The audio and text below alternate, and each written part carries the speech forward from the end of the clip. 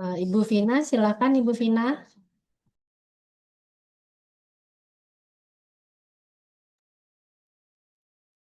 Oke, ini sidang ya, bukan sempro ya? Maaf.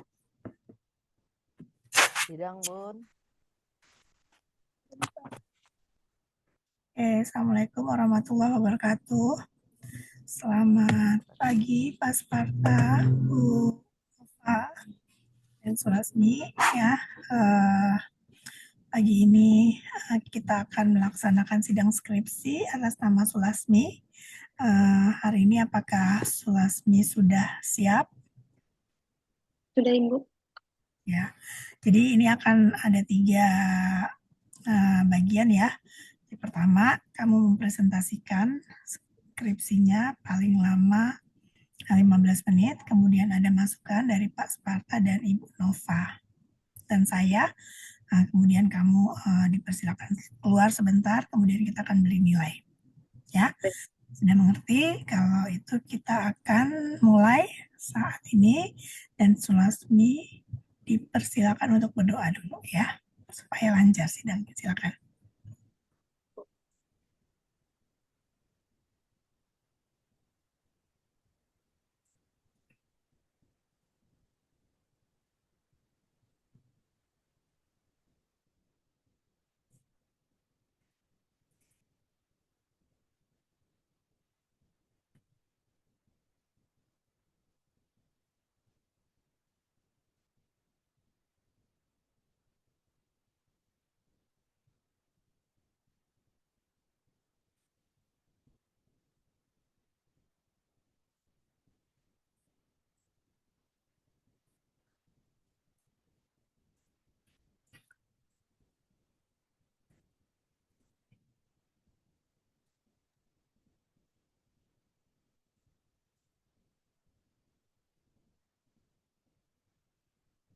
Oke, sudah Sulasmi?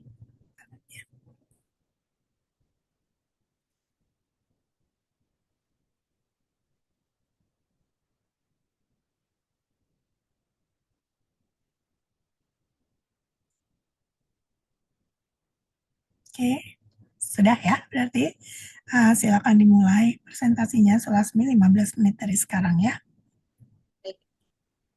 Assalamualaikum warahmatullahi wabarakatuh. Waalaikumsalam warahmatullahi wabarakatuh. Yang terhormat Ibu Lediana Sufina SEA KMSI selaku dosen penguji dan ketua pada sidang skripsi hari ini. Yang terhormat Ibu Nova Novita SEFSAK sebagai dosen penguji.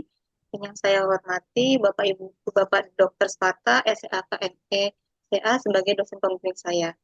Untuk pertama-tama saya ucapkan terima kasih kepada Bapak Ibu dosen penguji dan dosen pembimbing yang telah berkenan hadir pada sidang skripsi saya pada hari ini tanggal 9 Januari 2026. Pada kesempatan ini, sebelumnya saya izin share screen terlebih dahulu.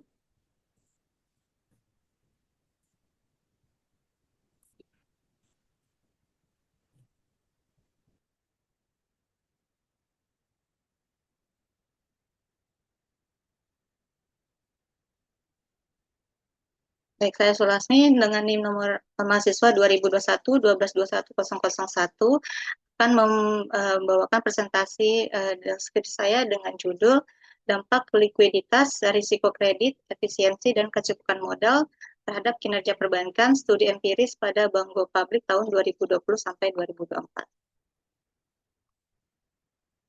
Baik, untuk latar belakang dari skripsi yang saya ambil, ini dikarenakan perbankan itu memiliki peran yang sangat strategis sebagai intermediari keuangan, namun beresiko tinggi sehingga stabilitasnya sangat menentukan kondisi perekonomian nasional.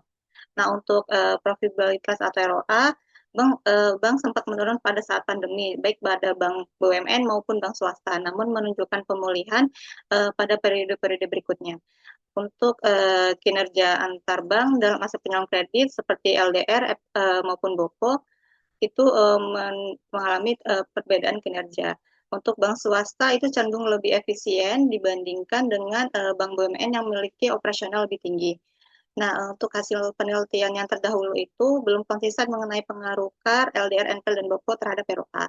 Maka dari itu, saat ini saya akan membahas tentang penelitian saya terkait dengan analisis di bank konvensional Go Public, terutamanya bank konvensional periode 2020 sampai 2024 yang terdaftar di Bursa Efek Indonesia. Yang pertama untuk menganalisis pengaruh likuiditas, risiko kredit, efisiensi, dan kecukupan modal terhadap ROA.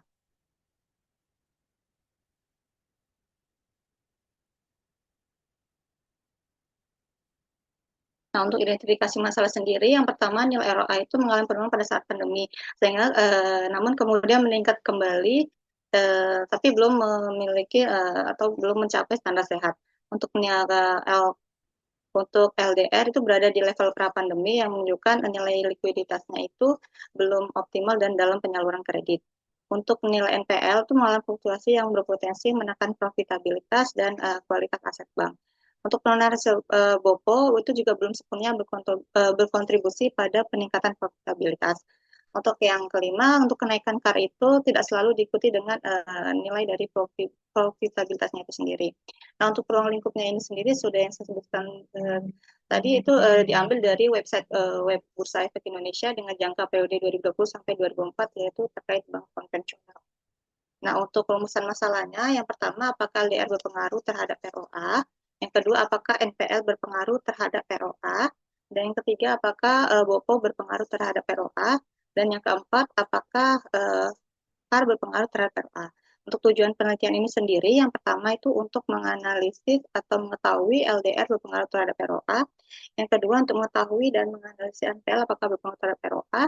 Yang ketiga untuk mengetahui dan menganalisis BOPO apakah berpengaruh terhadap ROA. Dan untuk mengetahui dan menganalisis KAR berpengaruh terhadap ROA.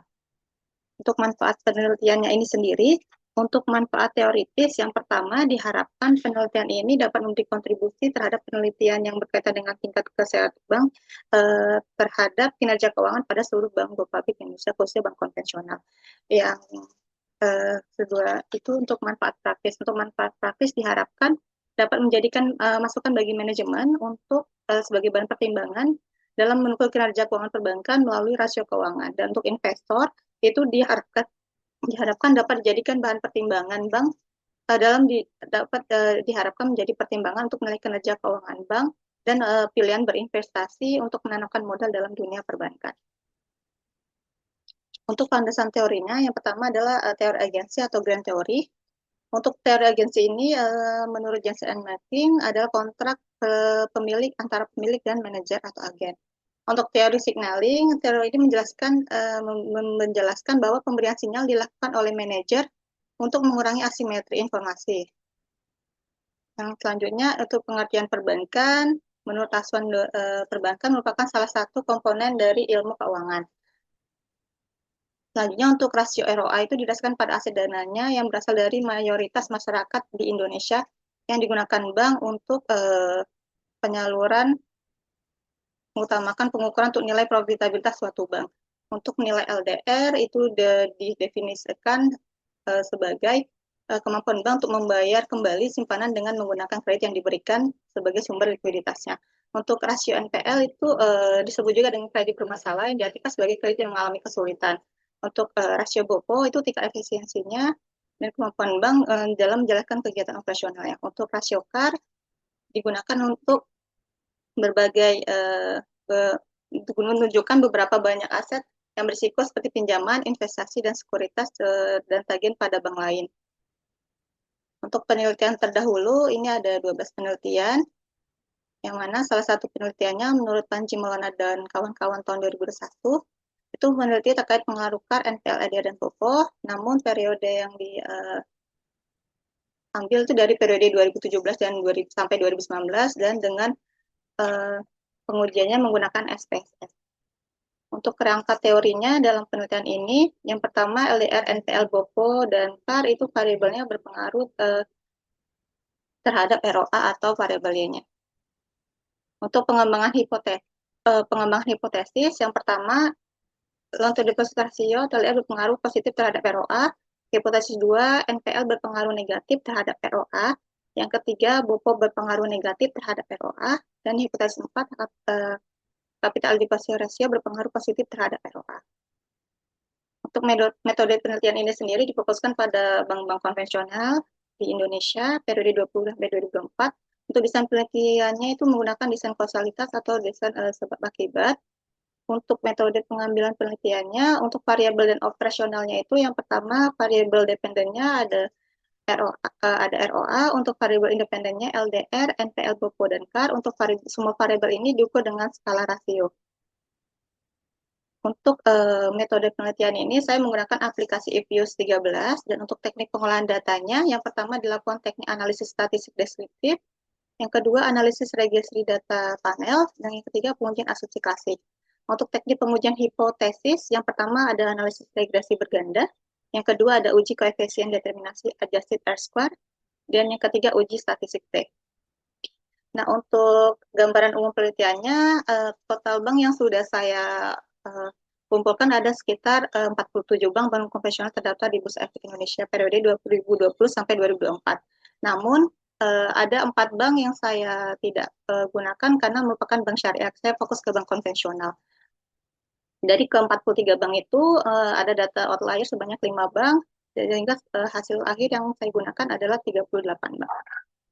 Nah, ini adalah 38 bank yang sudah saya kumpulkan dari Bursa Efek Indonesia. Nah, untuk analisis statistik deskriptif, di mana untuk nilai LDR, NPL, BOPO, dan CAR ini untuk masing-masing dari nilai rata-ratanya lebih besar daripada nilai standar deviasinya, yang mana itu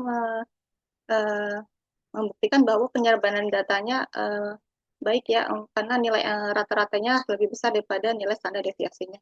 Namun untuk nilai ROA-nya, nilai rata-ratanya lebih kecil 0,76 dibanding dengan standar deviasi lebih besar di 2,58. Baik, untuk selanjutnya, untuk hasil penelitiannya, yang pertama untuk uji Chow, di mana uji Chow ini nilai probabilitasnya lebih kecil dari 0,05, di mana model yang dipilih adalah fixed effect model.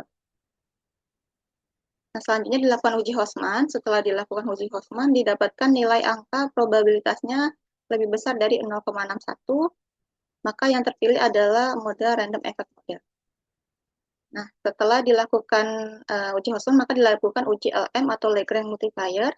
Setelah dilakukan uji LM, diperoleh Betspargannya sebesar 0,0000 lebih kecil daripada 0,05. Maka untuk model penelitian ini yang terpilih adalah model random effect model. Untuk hasil regresi data panel, untuk persamaan regresinya itu mendapatkan persamaan dengan ROA sama dengan 7,49036 plus 0,001870161 LDR plus 0,003883966 PL dikurang 0,075890115 BOPO dikurang 0,000255169 KAR. Selanjutnya untuk uji asumsi klasik, di mana untuk yang pertama dilakukan uji normalitas. Hal ini menunjukkan nilai probabilitasnya lebih kecil dari 0,005. Untuk lebih kecil dari 0,005 menunjukkan bahwa untuk data tidak terdistribusi dengan normal. Yang kedua dilakukan uji multikolinearitas. Untuk yang ketiga ini adalah uji heteroskedastisitas, di mana untuk nilai probabilitasnya untuk nilai BOPO memiliki nilai yang paling signifikan karena lebih kecil dari 0,005 dan dia berpengaruh negatif. Sedangkan untuk variabel LDR, NPL, dan CAR untuk nilai probabilitasnya di atas 0,005 sehingga untuk variabel tidak berpengaruh. Untuk uji autokorelasi, saya menggunakan pengujian Darwin-Watson-Stat dengan nilai untuk ujinya di 1,754510. Untuk pengujian UJT, jika nilai probabilitasnya lebih kecil dari 0,05, maka variabel independen berpengaruh signifikan terhadap ROA. Jika nilai probabilitas lebih besar dari 0,5, maka variabel independen tidak berpengaruh signifikan terhadap ROA.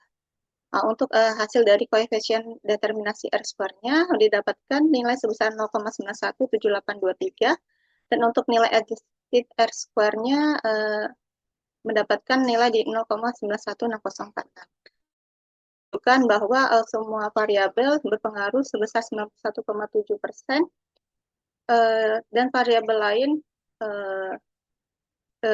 dan untuk nilai lainnya ada di variabel yang belum ada di penelitian ini. Untuk hipotesisnya, untuk hipotesis pertama, pengaruh likuiditas terhadap kinerja keuangan. Yang kedua, pengaruh kredit masalah terhadap likuiditas, biaya operasional terhadap pendapatan operasional, dan capital adequacy terhadap rasio. Untuk H01 diterima karena untuk nilainya lebih kecil dari 0,05. Untuk hipotesis 2 yang diterima juga H02 karena nilainya lebih kecil dari 0,05.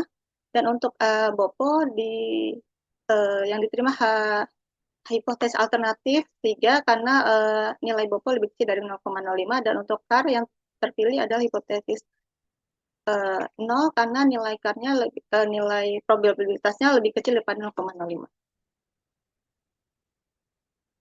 Untuk kesimpulan dari penelitian ini, yang pertama, untuk semua proxy yang sudah saya uji, yaitu dari LDR, NPL, BOPO, dan CAR, itu model yang digunakan adalah model random effect model. Mohon maaf. Untuk yang pertama, variabel likuiditas diproyeksikan dengan nilai LDR itu tidak berpengaruh signifikan terhadap ROA. Yang kedua, variabel NPL tidak berpengaruh signifikan terhadap ROA. Dan yang ketiga, variabel efisiensi operasional yang diukur BOPO berpengaruh negatif dan signifikan terhadap ROA. Yang keempat, variabel kecukupan modal atau CAR tidak berpengaruh signifikan terhadap ROA. Untuk secara keseluruhan, penelitian ini mengindikasikan bahwa faktor internal berupa efisiensi operasional, kualitas aset, serta efektivitas penggunaan modal memiliki pengaruh yang paling kuat terhadap profitabilitas bank, karena untuk nilainya di 91%. Nah, untuk sarannya, yang pertama untuk penelitian selanjutnya diharapkan melakukan penelitian untuk periode ke depan atau perpanjangan periode sebagai dapat melihat perbandingan tren atau gambaran tren yang lebih stabil serta memungkinkan analisis dinamika jangka panjang lebih mendalam. Nah, untuk selanjutnya dapat menggunakan metode-metode lain seperti regresi panel, machine learning, ataupun uji kausalitas. Untuk selanjutnya juga dapat menambahkan uji stabilitas model, uji sensitivitas, atau robust check. Untuk selanjutnya dapat juga menggunakan populasi atau lokasi penelitian yang lebih luas sehingga dapat mendapatkan nilai yang lebih signifikan. Untuk yang selanjutnya juga dapat memanfaatkan perangkat lunak lain untuk menguji sampel penelitian, misalnya menggunakan aplikasi yang lain. Baik. Terima kasih. Berikut presentasi dari saya. Mohon arahan dan bimbingannya. Wassalamualaikum warahmatullahi wabarakatuh. Waalaikumsalam warahmatullahi wabarakatuh. Oke, terima kasih Sulasmi. Cukup singkat dan padat ya. Sekarang kita akan memasuki tahap yang kedua. Ya, Sulasmi siap untuk menjawab apa yang masukan dari Pasparta, Bu Nova, dan saya. Oke, untuk kesempatan pertama saya berikan ke Ibu Nova dulu. Silakan Bu Nova. Terima kasih Ibu Vina. Sulasmi bisa lihat statistik deskriptifnya, Sulasmi. Bisa, Bu.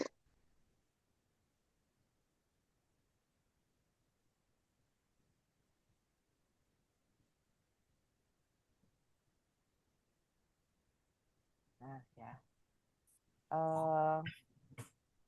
Pertama, perhatikan LDR, loan to deposit ratio, itu maksimumnya ada yang 169 ya. 169%. Apakah kira-kira memungkinkan angka itu muncul? Jumlah dana yang dipinjamkan sebagai kredit lebih besar dibandingkan dengan dana yang masuk ke bank. Tuh, gitu ya. Karena itu sudah di atas 100%. 169 lagi. Tuh. Kedua, BOPO. Ini biaya dibandingkan sama pendapatan kan ya. Baik. Mungkin nggak kira-kira biayanya itu sampai 200 kali lebih besar 2 kali lebih besar ya, nyaris 3 kali lebih besar dibandingkan dengan pendapatannya. Bopo lihat maksimumnya ada 287 ya. Kayak gitu. Oke. Nah, ini kan harusnya diperiksa ke data asli nih. Apakah salah input atau gimana gitu. Ini Sulasmi input datanya sendiri atau gimana? Iya, Ibu. Jadi saya tarik data dari masing-masing bank. Mm. Memang ada beberapa data yang berbeda dari perusahaan atau bank lain, Ibu. Nah, ini yang mempengaruhi nilai LDR dan BOPO-nya di maksimumnya ada perubahan atau kenaikannya signifikan. Excelnya bisa tampilin yang 169 tuh punya siapa tuh? Bank mana tuh? Tunggu sebentar ya, Bu ya. Ya, Bisa karena saya kan di interpretasi nggak ada tuh maksimalnya itu punya bank ini, minimalnya punya bank siapa, itu nggak ada di interpretasi.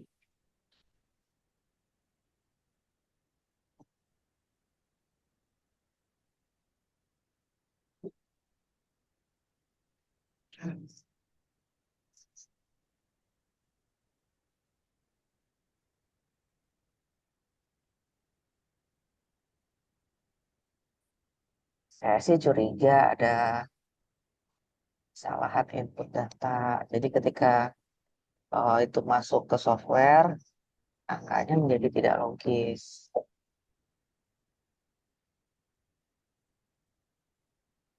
bisa, Bu, kalau misalnya ya mau ditampilkan Excel-nya. Ya, silakan ditampilkan. Izin ya, Bu, saya stop.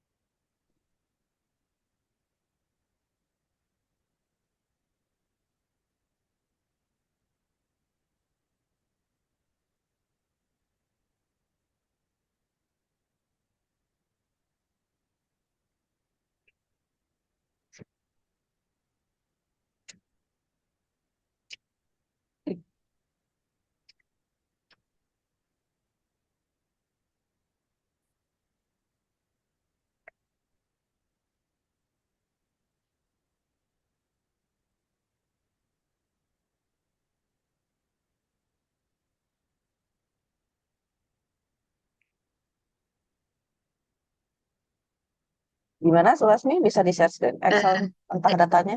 saya, Bu, lagi izin, Bu, proses loading, Bu. Oke.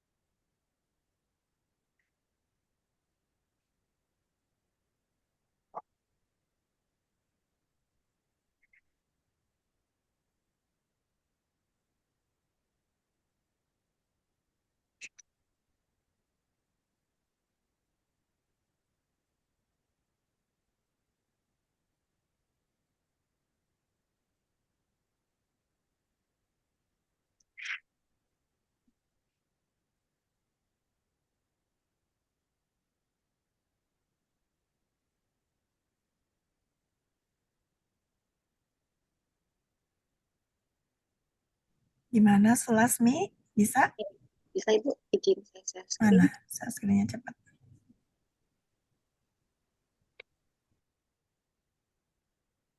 169 punya siapa?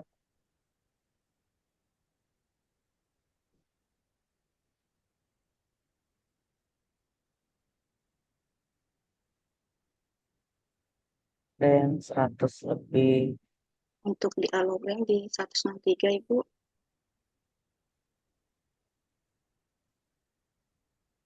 Ini ngambil rasio yang udah jadi kan ya, maksudnya nggak dihitung sendiri kan? Enggak, Bu. Jadi saya langsung ambil dari laporan keuangan. Oke, Bopo yang sampai 200-an tuh punya siapa? Ada di Bank KB Indonesia, Ibu.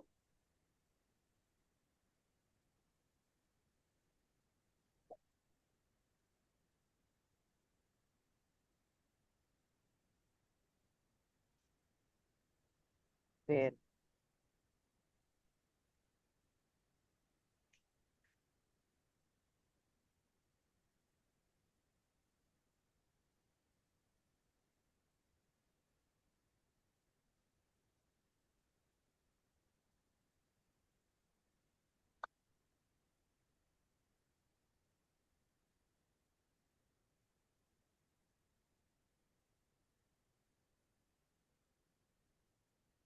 Ya.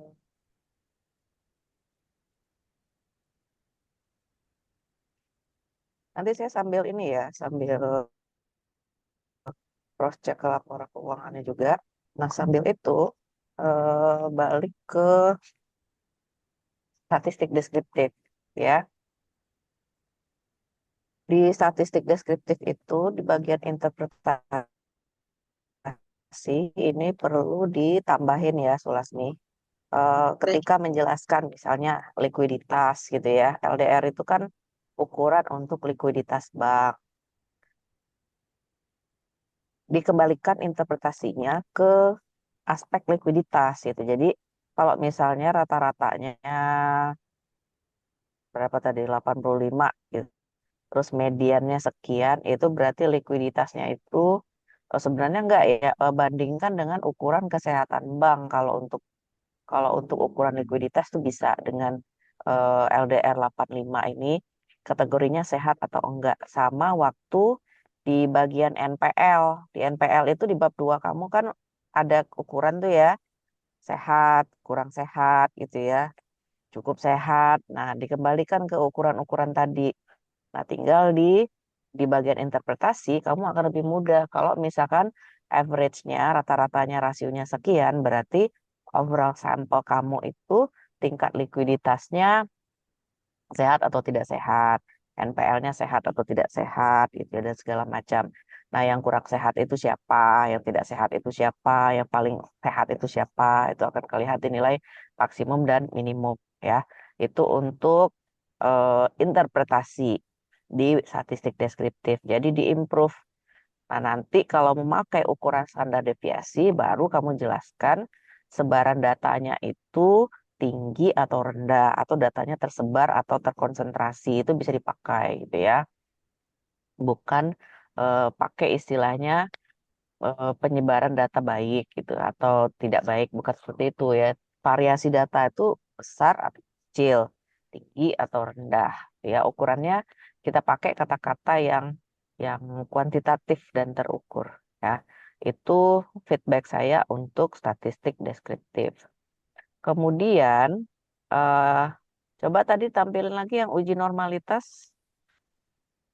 Ada tadi ya di slide kalau salah.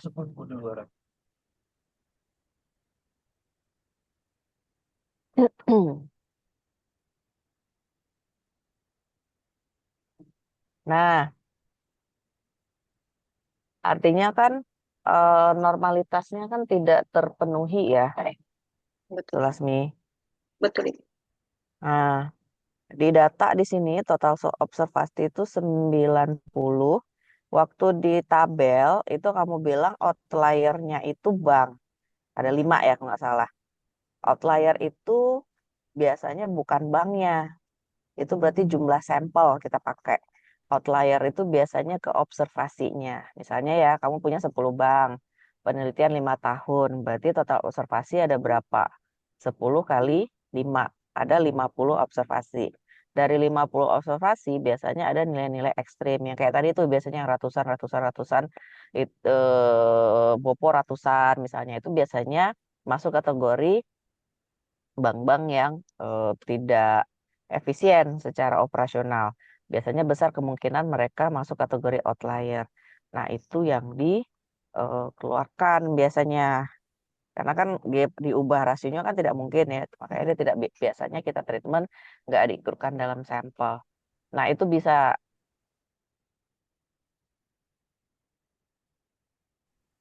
dideteksi, terus bisa memperbaiki si normalitas ini. Normalitas lakukan deteksi outlier. Outlier biasanya memainkan ukuran min, median, terus maksimum, minimum. Ya, jadi sembuhin dulu problem normality-nya, baru bisa masuk ke tahap yang lain, ya. Nah, termasuk juga untuk output. Outputnya yang ditampilkan di hasil ini, saya, angkanya itu sama dengan angka waktu kamu menampilkan uji hetero, iya apa enggak?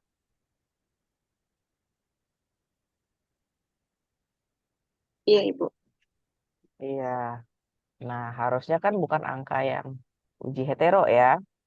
Jadi stepnya, sembuhkan dulu si permasalahan normality ini, baru lanjut ke yang lain. Karena kalau asumsi normality tidak bisa terpenuhi, maka uji hipotesis kamu rontok semua, Sulasmi. Nggak bisa dipakai gitu ya. Apalagi tadi yang ditampilkan adalah output untuk hetero, yang output finalnya tuh bukan seperti itu yang dipakai gitu ya. Jadi biasanya nih kalau dia tidak normal, F statistik kamu biasanya sih tidak akan di bawah 5%, biasanya pasti akan lebih tinggi. Jadi saya menduga perlu ada olah data ulang untuk data penelitian kamu, ya. Tadi banyak sekali data-data yang ekstrim yang itu terdeteksi waktu kita baca statistik deskriptif, ya. Coba dirapikan lagi olah datanya sehingga nanti hasilnya bisa lebih mencerminkan kondisi, juga udah benar.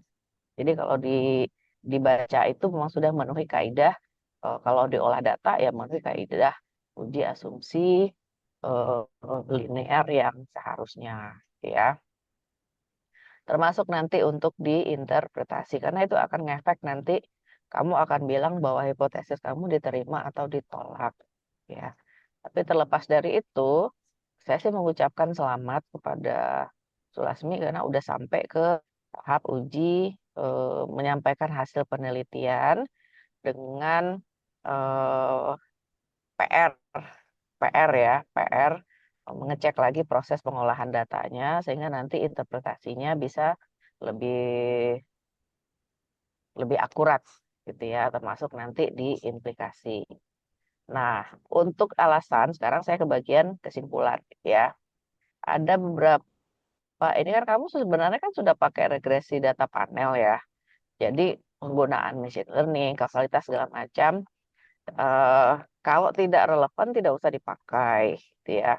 Terus uji stabilitas, sensitivitas, oke kalau mau dipakai, tapi nanti akan perlu disarankan bagaimana menambahkan uji sensitivitasnya, pakai apa, menambahkan variabel apa, atau diganti dengan ukuran apa. Itu perlu dibuat detail lagi. Terus saran di poin 2, menurut saya sih tidak perlu dituliskan, gitu ya. Perpanjangan periode penelitian, saya pikir nggak memungkinkan juga disarankan. Karena kenapa? Kita ini masih ada kena data pandemi, ya. Jadi mau ditarik ke belakang juga itu tidak akan bagus gitu ya. Yang kita tunggu justru malah data untuk tahun-tahun berikutnya gitu ya, 2026, 27, 28 yang mungkin bisa tidak terpengaruh oleh data-data tahun pandemi gitu ya. Saran nomor 5 menurut saya juga sebaiknya dieliminasi aja. Ya, Lasmi ya. Itu feedback dari saya, dikembalikan ke Ibu Vina. Terima kasih, Ibu Vina. Ya, terima kasih Bu Nova atas masukannya. Sulasmi ya, sudah dicatat ya. Oke, jangan lupa nanti minta recordnya ke Bu Mia. Sekarang Pak Sparta ada tambahan Pak?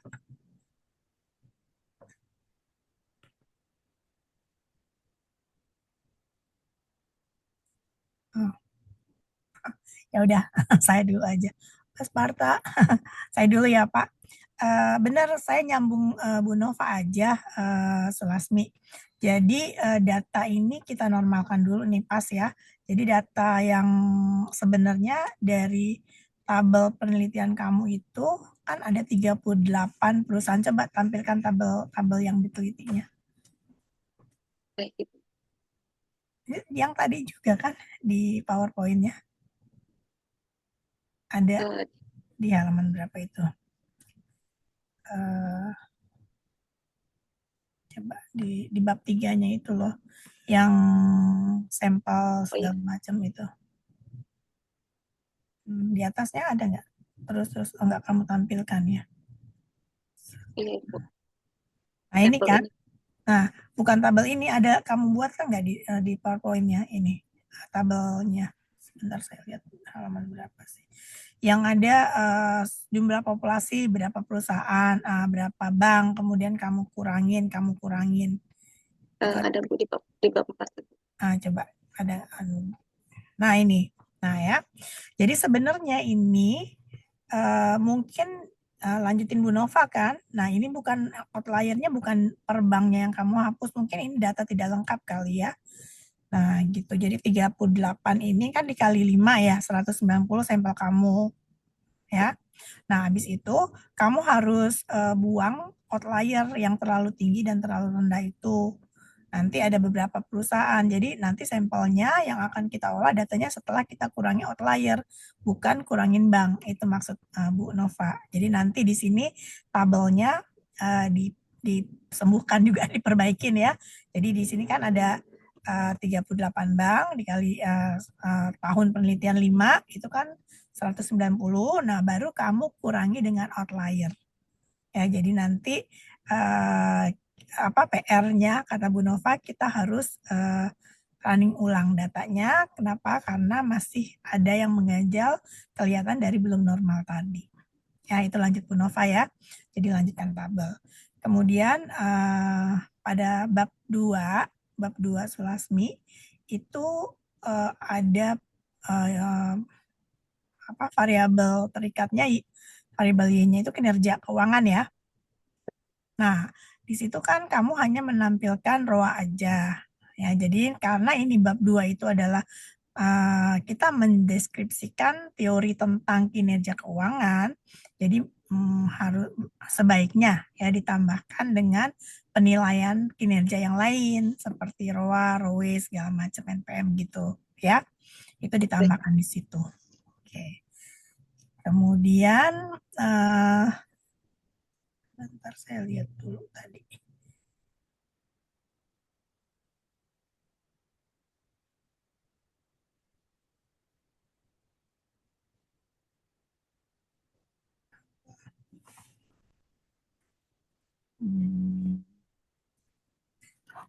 Lagi sebentar.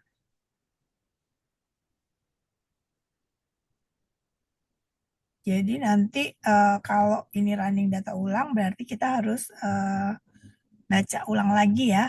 Nanti semuanya itu.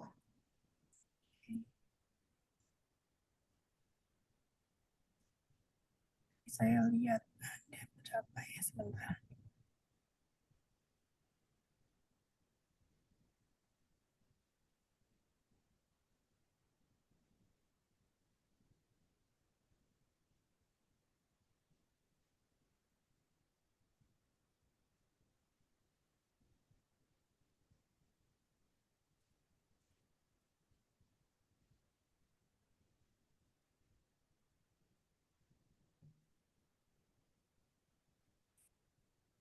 Di kerangkanya dah. Kan kamu hipotesisnya udah ada arah ya. Jadi di kerangkanya itu ditambahkan deh arahnya. Kerangka penelitian.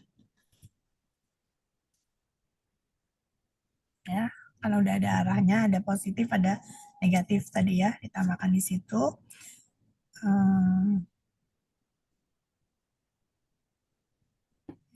Mungkin nggak sih, coba konsultasikan dengan Pak Sparta ya, ditambahkan dengan variabel kontrol ya, kalau memungkinkan itu aja, size kayak atau apa ya. Oke, itu aja dari saya. Oke, kita dengar masukan dari Pak Sparta. Silakan Pak Sparta.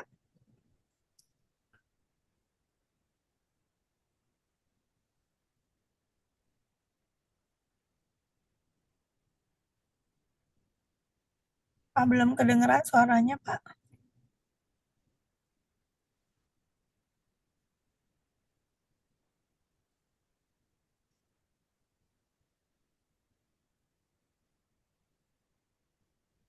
Pak Sparta. Ada yang mau ditambahkan Pak Sparta atau Bu Nova?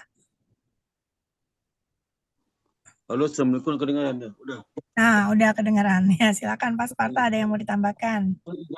Menambahkan ya, karena udah bimbingan berapa lama ya, tapi karena ini ada berapa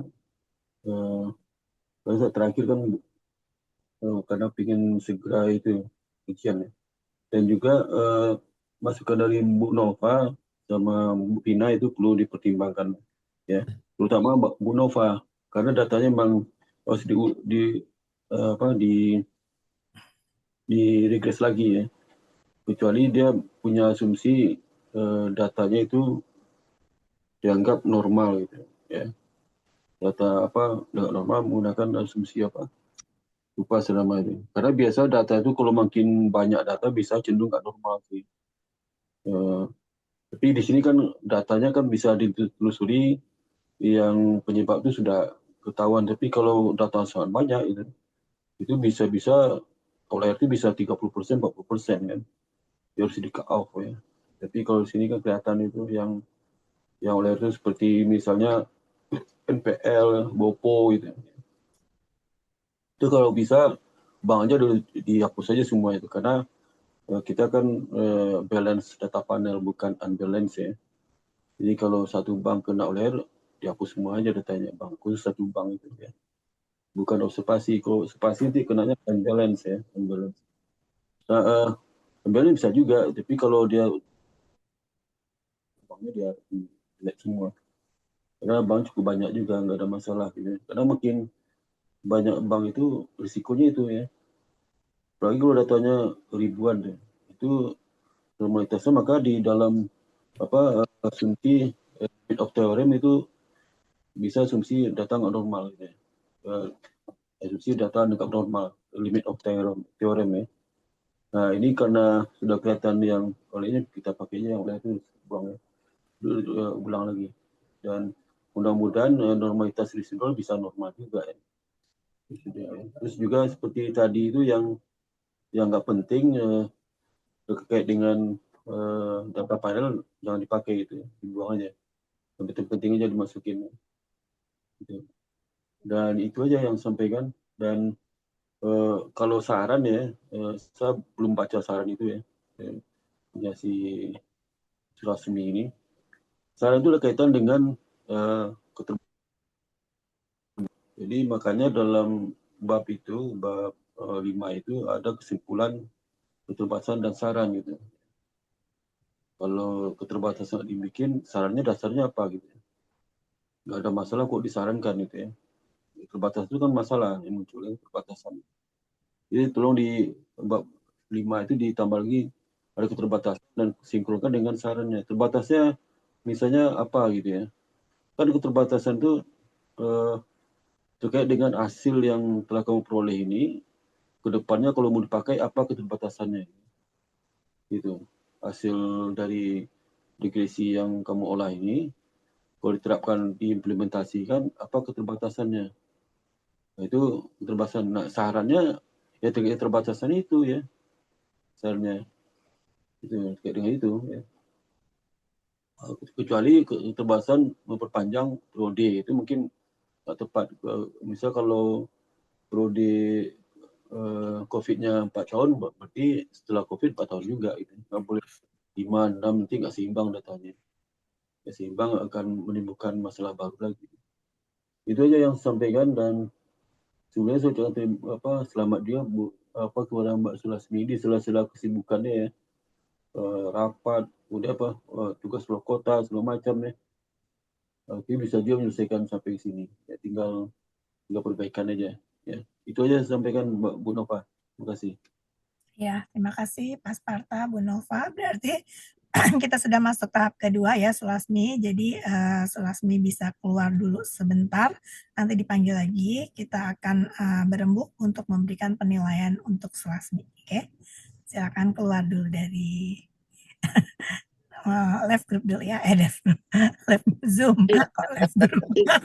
Ngaco.